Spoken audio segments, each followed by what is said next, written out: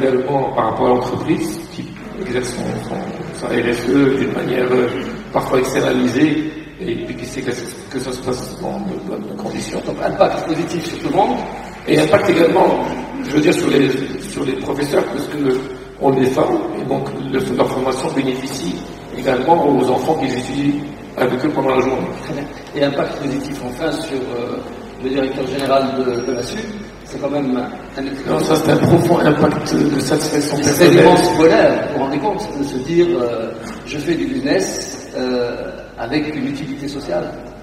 Moi, je pense que c'est notre propre de l'entreprise sociale, mais c'est pas vraiment du business, bien entendu, parce que l'avantage que l'on a, c'est que, à côté du facilement, business, ce qu'on dit pour les entreprises, et j'espère que je vais pouvoir intéresser nos entreprises aujourd'hui, c'est que quand elles commencent avec nous, c'est difficile de s'arrêter. ouais, Les enfants, il y en a chaque année. de l'engagement de long terme. C'est un engagement long terme. Et je pense que c'est ça, l'impact social est important quand on fait on répond au moins deux choses, que ça s'inscrit dans la longue durée et qu'on réponde à un vrai besoin. Très bien. Clairement, l'éducation répond à ces deux besoins ici. Très bien, monsieur. Merci. Marcel Cobus. Vous êtes donc administrateur directeur général de Holcim Lafarge. Ou Lafarge Holcim. On dit Lafarge Holcim. Et en fait, pourquoi Lafarge Holcim n'est pas l'inverse? Qui a acheté l'autre? Bon, Lafarge Holcim, d'abord. C'est Lafarge qui a acheté Holcim? Non, c'était une fusion. Voilà. Donc, Par absorption, d'ailleurs, qui a été la transaction la plus importante de la bourse de Casablanca l'année dernière. Et ça fait de Lafarge Holcim aujourd'hui la troisième capitalisation boursière sur la bourse et première capitalisation industrielle sur la bourse de Casablanca. oui, Je voulais juste revenir sur un point. Vous avez parlé de l'indice vert sur la bourse. Moi, je vous encourage pleinement à militer dans cette direction. Je vois de plus en plus des investisseurs qui veulent se positionner sur les actions vertes. Et notamment, voilà, avec les bons exemples que vous avez cités, mais aussi notre ambition sur le développement durable, je pense que la bourse de Casablanca pourrait attirer encore plus de capital en créant un indice vert au miroir de ce qui existe sur d'autres journaux. Alors, j'ai regardé, avant de venir, votre site internet, comme je l'ai fait pour l'ensemble des participants. Il y a quelque chose qui m'a frappé chez Lafarge, quand j'ai vu les valeurs affichées par Lafarge Holcim, pardon. La première, c'est être l'entreprise la plus sûre pour ses collaborateurs. D'accord? Donc, premier engagement, être une entreprise sûre, c'est-à-dire assurant la sécurité, si je puis dire, de ses collaborateurs. Première partie prenante, les collaborateurs. Et premier objectif, assurer la sécurité des collaborateurs. Pourquoi vous parlez pas de client? Oui, on parle du client. Après, notre raison d'être, c'est d'apporter des solutions pour mieux construire le Maroc de demain. En tant que champion national, bien sûr, nous avons un rôle de tirer le secteur de la construction vers le haut. Cette vision doit se reposer sur quelques ambitions qui parlent à nos collaborateurs, à nos parties prenantes. Et la première ambition, c'est effectivement d'être l'entreprise la plus sûre pour les collaborateurs, pour les chauffeurs, pour les sous-traitants, pour les parties prenantes, parce qu'il n'y a pas d'autre priorité pour nous que de voir que chacun de nos chauffeurs ou chacun de nos collaborateurs rentre sain et sauf le soir dans sa famille, chez lui. Et moi, personnellement, je passe 30% de mon temps sur la santé sécurité et le développement de l'intentionnel. Mais nous avons d'autres missions sur lesquelles cette vision nous repose, d'être l'entreprise la plus innovante pour nos clients, ou bien l'entreprise citoyenne. Je pense que c'est le débat. Vous avez six valeurs d'ailleurs, qui sont, bon, on ne va pas les énumérer ici, mais elles sont, effectivement, je vois aussi être un modèle de développement agile, créatif et durable.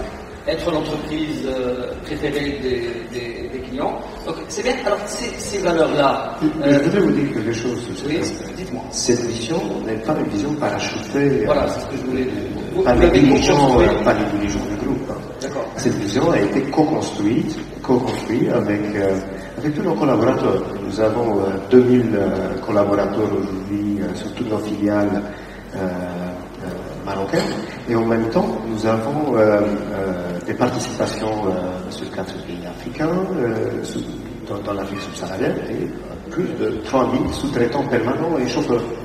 Du coup, tout cela a fait l'objet des focus group, tout cela a fait l'objet des échanges afin de s'accrocher à des valeurs qui illustrent notre ADN en tant qu'entreprise. Les deux groupes avaient déjà, avant la fusion, des engagements de responsabilité sociale anciens, très avancés.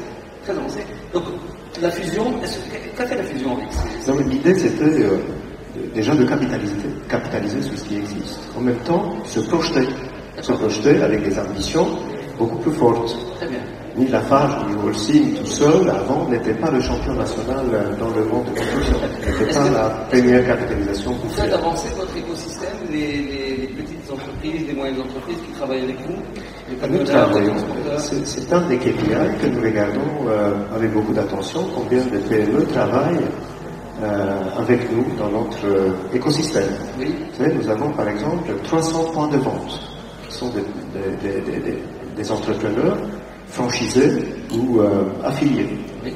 Nous travaillons en tant que sous-traitants, nous avons 250 petites et moyennes entreprises. Et ce tissu, voilà, ces liens forts qui se créent entre l'entreprise et ses sous-traitants, ses franchisés, c'est quelque chose que nous voulons mettre en avantage, que nous voulons poursuivre.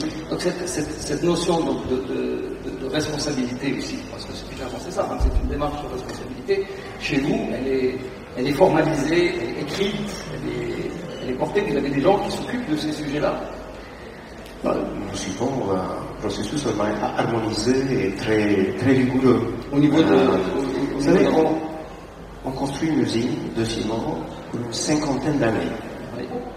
Du coup, c'est essentiel d'avoir une intégration durable dans le paysage, dans les territoires où nous sommes implantés. Et c'est pour cela, même avant que l'usine se construise, nous faisons une cartographie complète de parties prenantes, des analyses socio-économiques, population environnante.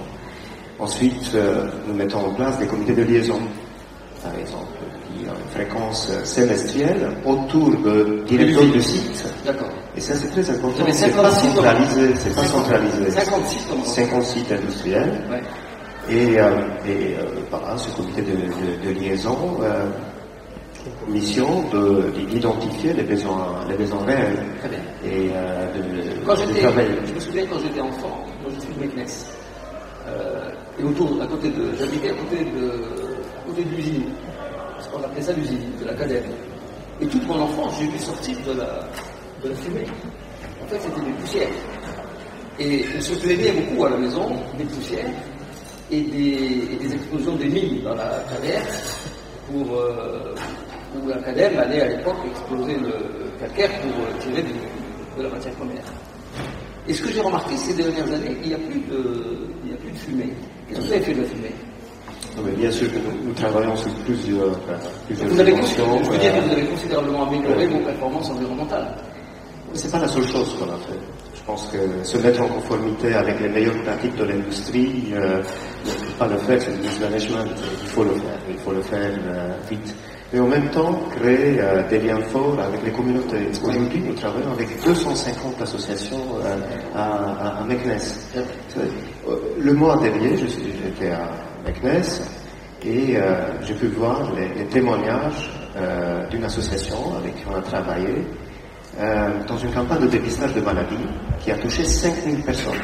5000 personnes dans les douars les plus proches de l'usine.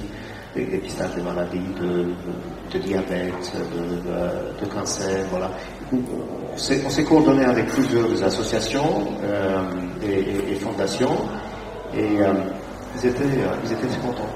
Ils étaient très contents, et c'est une campagne qu'on répétera, c'est une campagne qu'on fait depuis des années, et je pense que c'est ça qui crée le bon voisinage, c'est ça qui crée l'intégration. Dernière petite question personnelle. Est-ce que vous-même, vous êtes évalué vous-même par vos supérieurs? Oui. Est-ce que vous êtes questionné sur vos performances de responsabilité sociale? Bien sûr. Vous êtes questionné? J'ai des objectifs. Y compris de responsabilité sociale? Y compris la responsabilité sociale. Magnifique. Voilà. Bah, écoutez, c'est très bien, merci. Hein. Merci. Et puis, votre participation ce soir contribuera, j'espère, à la reconnaissance de votre performance et celle de la fin. Mais on n'a pas fini, hein, les questions avec vous. Je vais passer à ces brèves. Alors, en termes d'effectifs, BMCE Bank, Bank of Africa, 14 000 vous êtes 14 000 maintenant à travers 32 pays. Voilà, c'est-à-dire que vous êtes désormais une multinationale. Nous sommes même considérés désormais comme une banque panafricaine systémique selon la classification du Fonds monétaire international. Parfait, très bien. Donc massivement en Afrique, mais aussi en Europe, en Asie, en Amérique. En Amérique, un bureau de représentation au Canada. Très bien. C'est vrai, on se connaît depuis longtemps.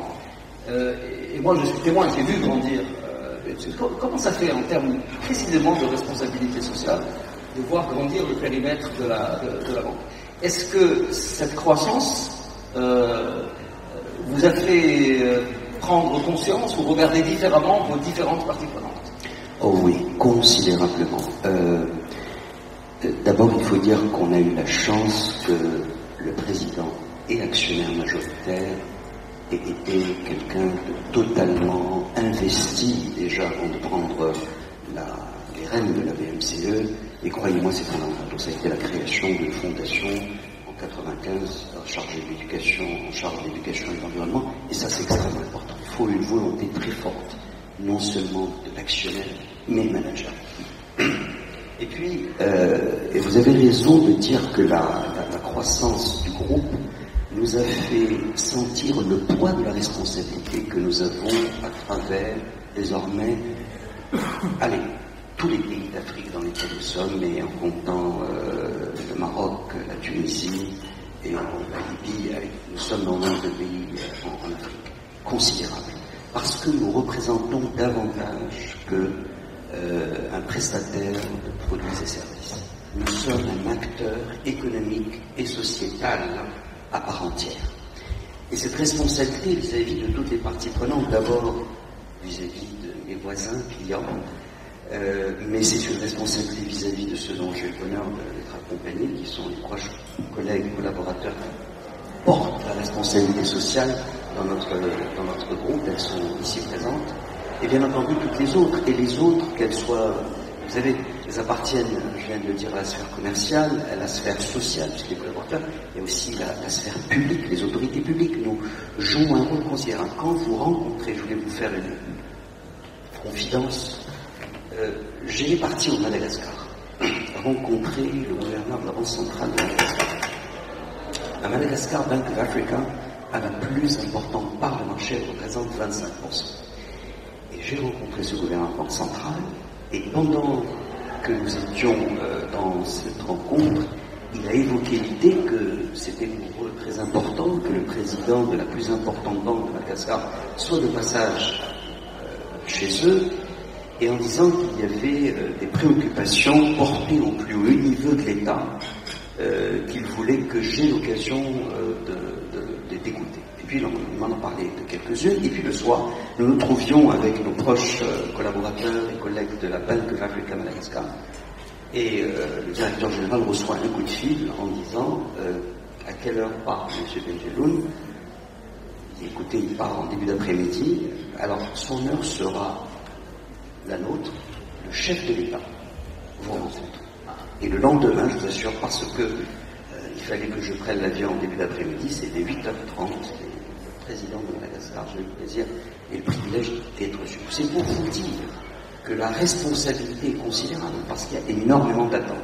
Et pour notre part, justement, nous basons notre responsabilité sociale, non pas tant sur le pouvoir que ces gens-là, bien que j'ai peut-être choisi le mauvais modèle en parlant d'un chef de l'État ou des autorités publiques, mais de toutes les parties prenantes, et notamment les parties prenantes les plus vulnérables. C'est assez étonnant de nous entendre parler de ça, nous en tant que banquiers, qui habituellement n'ont pas de cœur, mais quand vous avez une banque comme la nôtre, qui a choisi de consacrer 4% de son résultat avant impôt sur la volonté de son président pour des actions de responsabilité sociale, et que nous nous trouvons dans des régions enclavées du Maroc et de certains pays d'Afrique subsaharienne, dans le programme Madrasatkoum, ça veut dire que nous sommes extrêmement sensibles.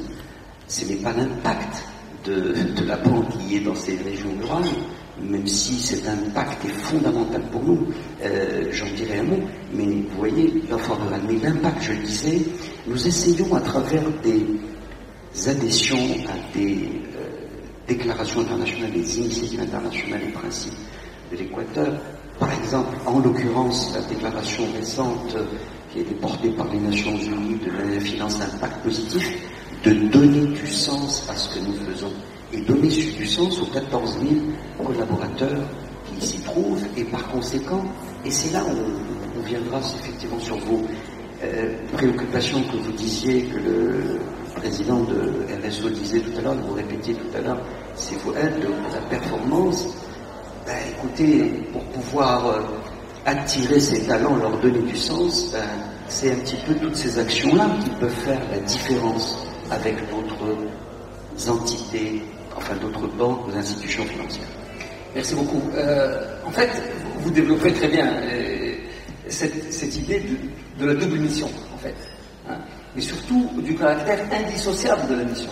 Il n'y a pas le business et le social ou la responsabilité à côté. Absolument. C'est une façon de faire le business, de pratiquer votre métier, parce que ce business ou ces performances ne peuvent pas être soutenables s'il n'y a pas, c'est-à-dire durable, sustainable, s'il n'y a pas ces préoccupations. Parfois je pars de l'idée très simple que le capital, ce n'est pas que le capital financier, et qu'il y a tous les autres aspects que nous gérons également, le capital humain. Absolument. Madame la responsable du capital humain groupe est ici présente.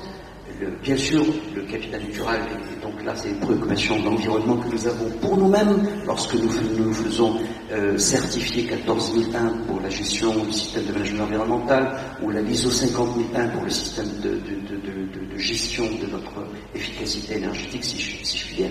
Mais il y a aussi l'autre aspect du capital immatériel, qui est le capital intellectuel, et puis le capital social, parce que pour nous, le partenariat est quelque chose de fondamental. Nous cultivons des relations partenariales, que ce soit avec le ministère de l'Éducation nationale, parce que ce projet de Madrasatkoum n'est pas fait comme ça, on s'est improvisé pédagogue, et puis avec nos actionnaires, le partenaire étranger de référence. Donc, juste pour vous dire, puisqu'il y a toutes ces acceptions du capital, et qu'il faut faire fructifier chacun de ces capitaux, eh bien, le bottom line financier ne peut pas être la seule mesure de la valeur de l'entreprise. Et donc, n'en déplaise à tous ceux qui portent, mais je sais qu'une école que j'aime beaucoup, qui est HEL, qui est ici présente, son administratrice, directeur général, présent, ils ont introduit RSE, et puis je sais qu'il y a des initiatives avec l'Université Hassan II, dont je vois le président ici.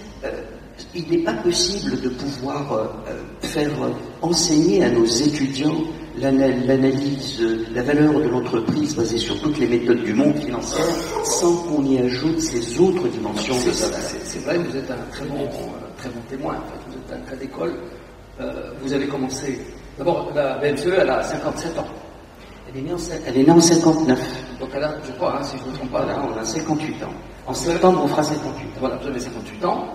Donc c'est presque l'âge de la retraite. Non.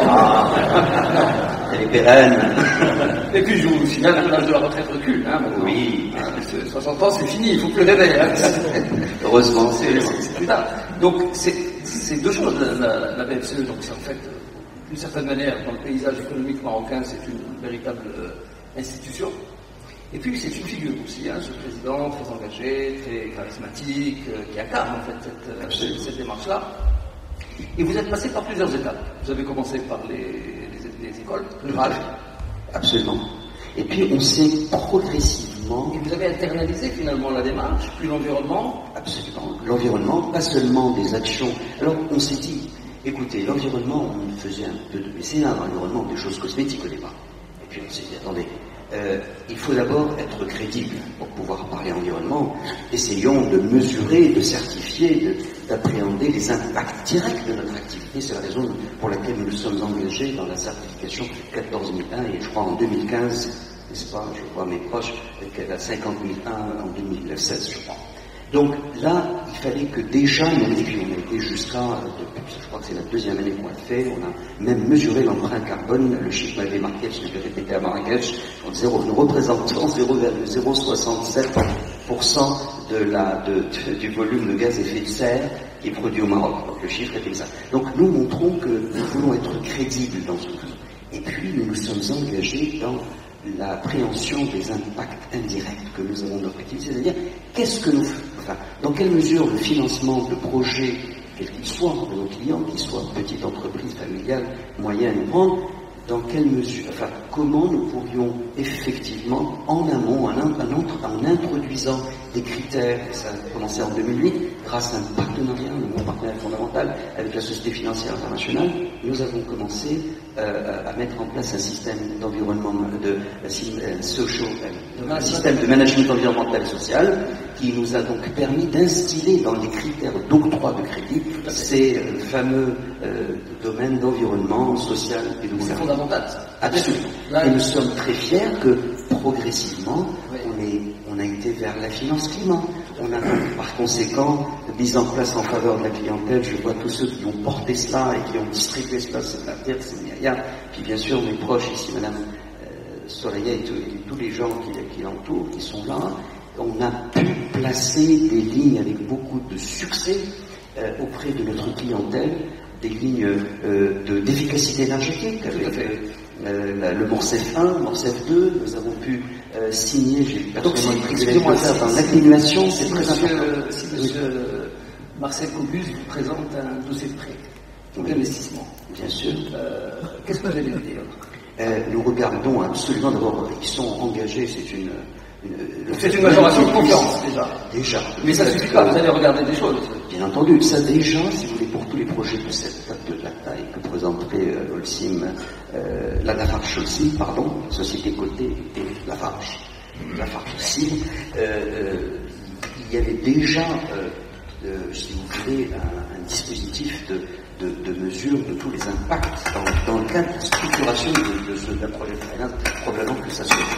Mais il n'y a pas que les grands clients qui représentent, nous le faisons également pour des clients moins importants, et bien entendu, nous avons à disposition des lignes qui ont été négociées avec la Banque européenne d'investissement, avec les Français de la Proparco, avec les Hollandais de FMO, qui nous permettent de faire bénéficier à nos clients de lignes soit d'atténuation, soit d'adaptation. Adaptation, la gestion de l'eau, par exemple.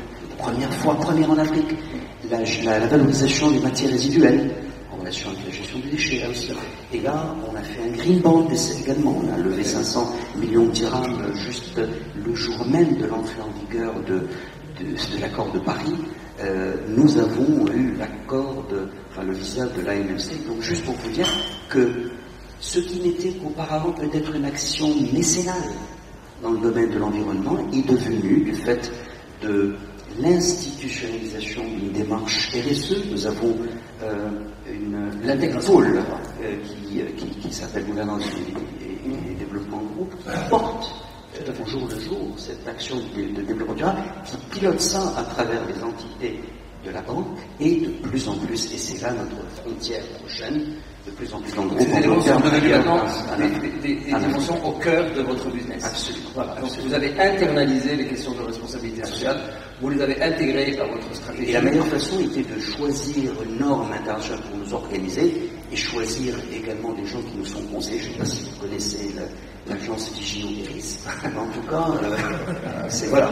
Très bien, merci. Ils ont aidé à structurer, par exemple, la démarche. Je me sens très fier de vous avoir accompagné, vraiment. C'est Alaoui, vous, ces questions environnementales et sociales, vous les sentez dans votre business, quand vous achetez du matériel, quand vous équipez les garages, quand vous livrez des outils, est-ce que vous sentez avancer la dimension environnementale et peut-être aussi la dimension sociale aujourd'hui?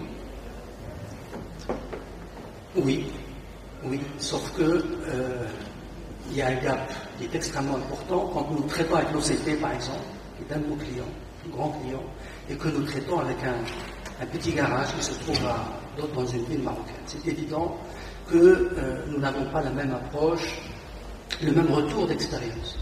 Je dirais à homologuer ses fournisseurs à travers des critères aussi importants que la CNSS, par exemple. Ouais.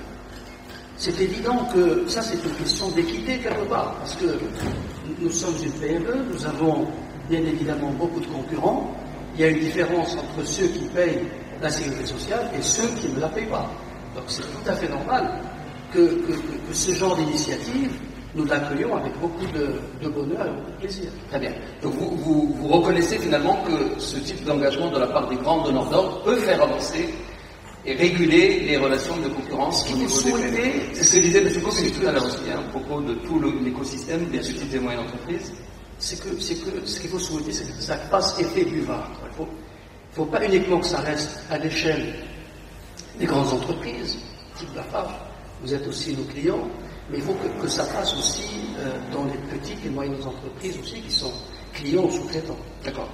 Vous sentez que ça, l'attention que vous portez à ces sujets vous fait au moins gagner des marchés. En tout cas, ne vous exclut pas des marchés. C'est pas encore évident. C'est pas évident. C'est pas encore évident parce que nous sommes dans une démarche qui est. Nous sommes une PME, c'est 30 personnes. Ils ne sont pas 500, ils ne sont pas 1000, non. Ils sont très petits. Et comme j'ai dit tout à l'heure, une des préoccupations du chef d'entreprise, c'est la partie financière. Et une des difficultés que nous avons au Maroc, c'est la question de la fluidité. Je n'ai aucun problème à avoir des marchés, je n'ai aucun problème à avoir des commandes. La première difficulté que j'ai, c'est comment je peux récupérer mon argent assez vite. Parce que quand nous allons à l'OCP, que la procédure est claire, la procédure de réception, la procédure d'engagement de commande, etc., et de paiement, c'est magnifique. Mais tout le monde n'est pas l'OCP et tout le monde n'est pas Lafarge aussi. Et donc, il ne faut pas oublier que 95% des entreprises marocaines sont des PME. Très petites, il y a moins de 5% qui sont des grandes entreprises. Et donc, je dirais que ces initiatives RSO, RSE sont absolument très importantes pour notre pays.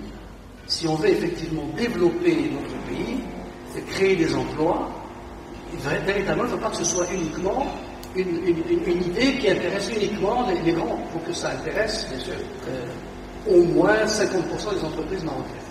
Parce que nous avons quand même la responsabilité. Moi, en tant que chef d'entreprise, quand je me lève le matin, je me dis qu'est-ce que je peux faire dans la journée, d'abord pour mes collaborateurs. Vous vous dites ça?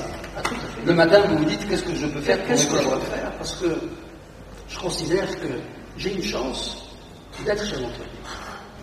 Et une responsabilité. J'ai une chance d'avoir hérité, entre guillemets, de 2 entreprises, j'en ai créé une 3e, d'accord? J'ai cette chance-là, et quelque part, par rapport au divin, il m'a donné une responsabilité quelque part, que cette responsabilité, je ne peux pas la détourner. Je ne vous cache pas qu'il y a quelques années, il y a 2-3 ans, j'en ai eu tellement marre que j'avais envie de vendre mes entreprises, parce que... Vous en avez marre de quoi? Exactement.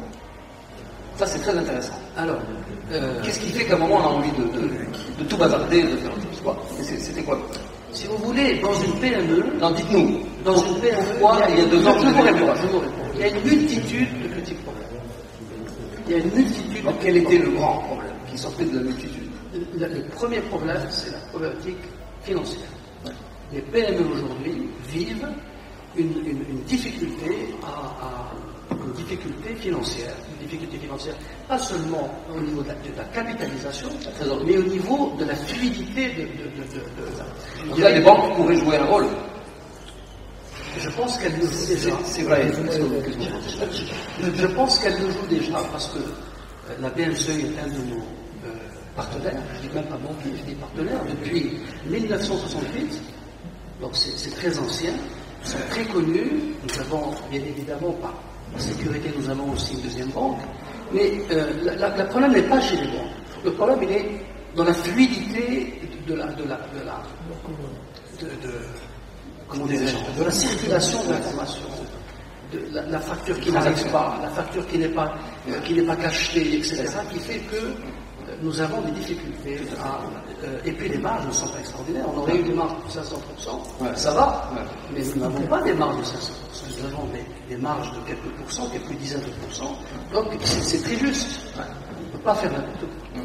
Très bien. Sergi, à côté, c'est le lien entre RSE, responsabilité sociale et performance. Et voilà une entreprise, une PME engagée, avec un dirigeant engagé, convaincu, mais en même temps, parfois au bord du renoncement, à cause de problèmes qui sont des problèmes structurels. Finalement, comment faire l'équilibre entre l'engagement et la performance? Quel est le bon seuil pour faire vivre les deux qui sont parfois difficiles? Non, ils ne sont pas antinomiques. Plusieurs études démontrent effectivement que les entreprises qui sont engagées dans la RSE sont également des entreprises qui ont une performance supérieure à la moyenne des entreprises. Donc il y a quand même un lien qui est là, sans compter que la RSE en elle-même est un moyen de gérer les risques. Tout à fait. Je vous donne un exemple. Une entreprise pétrolière qui installe une plateforme de forage offshore. Si elle ne prend pas toutes les précautions pour éviter qu'il y ait des fuites de pétrole, elle risque d'être face à une catastrophe écologique, mais aussi une catastrophe financière. Souvenez-vous de BP au large des côtes américaines. Le golfe du Mexique, exactement. Ça leur a coûté des milliards et des milliards de dollars. Tout à fait. Et c'est quelque chose quand même qui a un impact sur finalement le résultat financier et les actionnaires. D'ailleurs, à ce sujet, c'est comme ça que les bourses sont intéressées à la RSE, parce que les sociétés cotées, notamment celles qui sont actives dans les hydrocarbures, le charbon, etc., ont un impact non négligeable sur l'environnement, etc. Et il fallait que les investisseurs puissent apprécier quelle est l'empreinte carbone de chaque entreprise cotée. C'est un peu comme ça que les bourses se sont intéressées naturellement à la RSE. Donc je dirais que la RSE n'est pas antinomique de la performance, bien au contraire. Une entreprise qui est parfaitement engagée dans la RSE est une entreprise plus performante parce qu'elle maîtrise mieux les risques et donc protège mieux, je dirais, les actifs de ses actionnaires.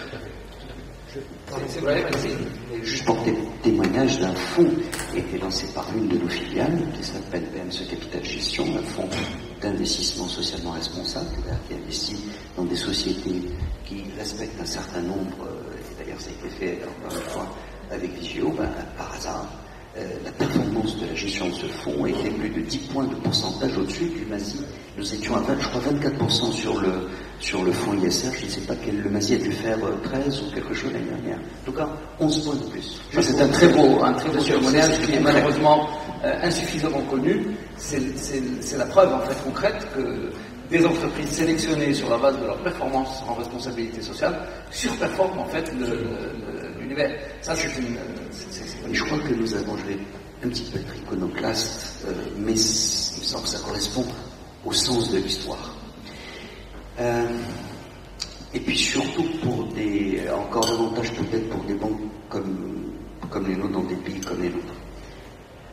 Vraiment, nous avons j'ai la conviction, mais ça se fait grâce à Dieu au sein du groupe BMC Bank, et donc pour ma part, je suis extrêmement heureux que des convictions puissent être reflétées dans ce que fait l'institution dans laquelle vous exercez.